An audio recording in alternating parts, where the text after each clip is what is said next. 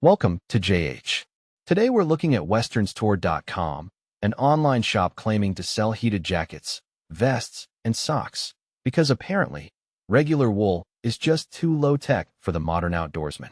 The big question on everyone's mind is whether this store is actually legit or just a high-tech way to lose your money. Let's break down the facts before your wallet catches a cold.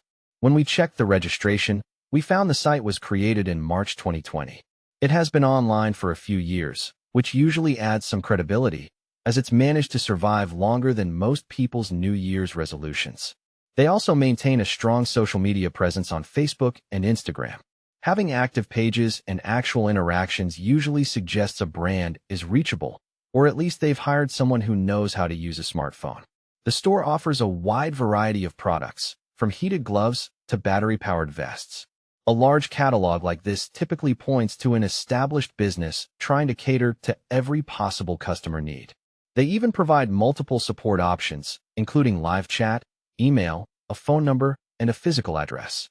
It's a nice touch that makes them look transparent, almost as if they actually want you to be able to find them when things go wrong. However, this is where the fairy tale starts to fall apart. While the reviews on their own website are suspiciously glowing, external platforms like Trustpilot tell a much darker story. The feedback there is a total dumpster fire, with users reporting unauthorized charges, faulty products, and customer support that is about as responsive as a brick. It seems the only thing heated about this experience is the temper of the customers trying to get a refund. So, is westernstore.com legit?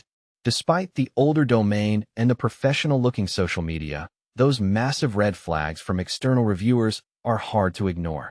It might look legitimate on the surface, but the sheer volume of complaints suggests you should be extremely cautious before hitting that buy button. Unless you enjoy gambling with your bank account, you might want to stay away. Thanks for watching till the end.